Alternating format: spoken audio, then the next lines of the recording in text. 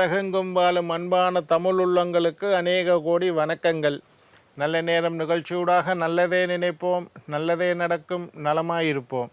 இன்றைய தினம் 21ஆம் தேதி 7ஆம் மாதம் 2026 குஜவாசரம் என்று சொல்லக்கூடிய செவ்வாய்க்கிழமை. பராபவ வருடம் ஆடி மாதம் 5ஆம் நாள், ஆடி செவ்வாய். இன்றைக்கு சப்தமி திதி, சித்த யோகம். இன்றைய தினம் ராகு காலம் 3 மணி முதல் 4:30 மணி வரை. இன்றைய தினம் யமகண்டம் 9 மணி முதல் 10:30 மணி வரை. இன்றைய தினம் நல்ல நேரம் 10:30 மணி முதல் 12 மணி வரை. இன்றைய தினம் குளிகன் நேரம் 12 மணி முதல் 1:30 மணி வரை. உத்திரட்டாதி நட்சத்திரக்காரர்களுக்கு இன்றைய தினம் சந்திராஷ்டம தினம். உத்திரட்டாதி நட்சத்திரத்திற்கு சந்திராஷ்டம தினம். சூளம் வடக்கு, பரிகாரம் பால். என்ன நேர்களே, வாருங்கள் இனி இன்றைய தினத்திற்குண்டான ராசி பலன்களை பார்க்கலாம்.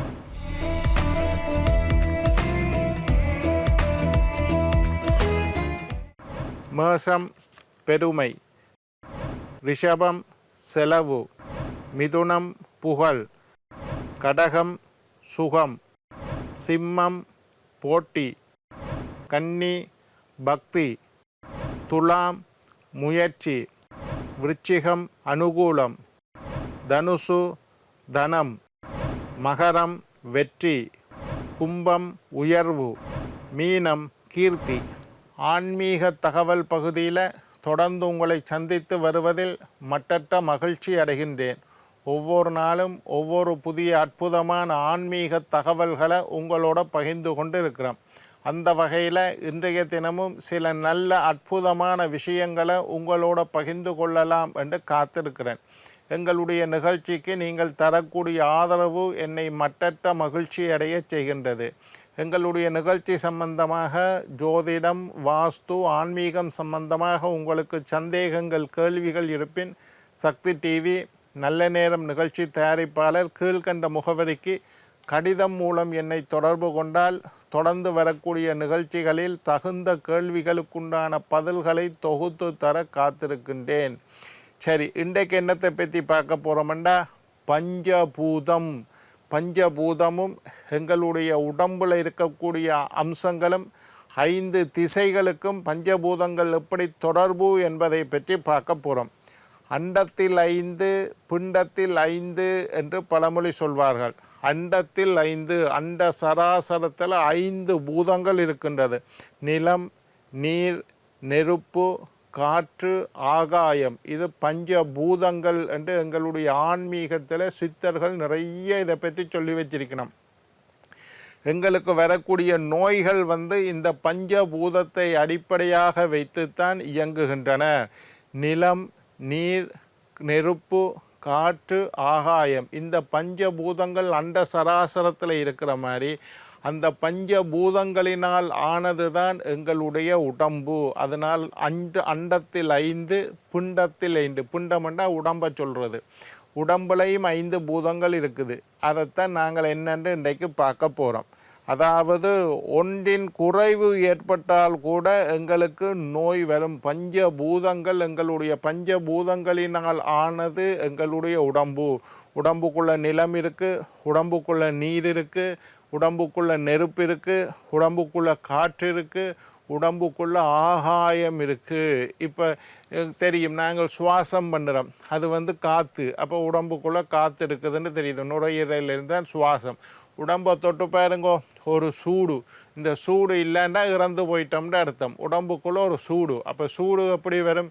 நெருப்பு இருந்தால் தான் வரும். அப்போ உடம்புக்குள்ளே நெருப்பு இருக்குது, நிலம் இருக்குது, நீர் இருக்குது, ஆகாயம் எங்களுடைய மனசு. இப்படி இருக்குது. இந்த பஞ்சபூதங்களும் சரியான விகிதாசார முறைப்படியில் எங்களுடைய உடம்புல இருந்தால் எந்த பிரச்சனையும் இல்லை. இந்த பஞ்சபூதத்தில் ஒன்று கூடி ஒன்று குறைஞ்சிருந்தால் எங்களுக்கு ஆரோக்கிய குறைவு ஏற்படும். சித்த மருத்துவத்தில் பஞ்சபூதங்களை பற்றி நிறைய சொல்லப்பட்டு இருக்குது. சித்தர்கள் பஞ்சபூதத்தை அடிப்படையாக வைத்து எத்தனையோ சித்து விளையாட்டுகள் செய்தார்கள். சரி, முதலாவது நிலம், நீர், நெருப்பு, காற்று, ஆகாயம். இதில் முதலாவது நிலம். நிலத்துக்கு திக்கு தென்மேற்கு நிருதி என்று சொல்லக்கூடிய தென்மேற்கு திசை. வாஸ்து பிரகாரம் தென்மேற்கு திசைக்கு அதிபதி நிருதி. நிருதி என்று சொன்னால் நிலம். எங்களோட உடம்புல நிலம் என்னண்டா மண்ணீரல் மண்டலம். மண்ணீரல் மண்டலம் வந்து நிலத்துக்கு அதிபதி. எலும்பு வந்து நிலம், தோல் வந்து நிலம், தசை மண்டலம், உடம்புல இருக்கக்கூடிய தசை மண்டலம் எல்லாம் நிலத்தோடு சேர்ந்தது. தலை முடி, எங்களுடைய தலையில் இருக்கக்கூடிய முடி நிலத்தோடு சேர்ந்தது. நரம்பு மண்டலம் நிலத்தோடு சேர்ந்தது. மூல நோய், நிலம் சம்பந்தமான பஞ்சபூதங்களில் குறைவு ஏற்பட்டால் மனிதனுக்கு பைல்ஸ் என்று சொல்லக்கூடிய மூல நோய் ஏற்படும். மண்ணீரல் மண்டலம், எலும்பு, எங்களுடைய எலும்பு எல்லாம் நிலத்தை சார்ந்தது. அதனால தான் எலும்பை நிலத்துக்களை புதைக்கிறது.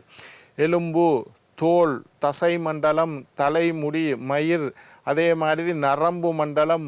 மூல நோய் வந்து நிலம் சம்பந்தமான குறைபாடு ஏற்பட்டால் உடம்பில் வரக்கூடிய நோய். நில தத்துவத்தோட நிருதி, தென்மேற்கு திசை, இதெல்லாம் நிலம் சம்பந்தமான எங்களுடைய உடம்பில் இருக்கக்கூடிய உறுப்புகள். ரெண்டாவது நீர் தத்துவம். நீர் என்றால் தண்ணீர். நீர் தத்துவம்.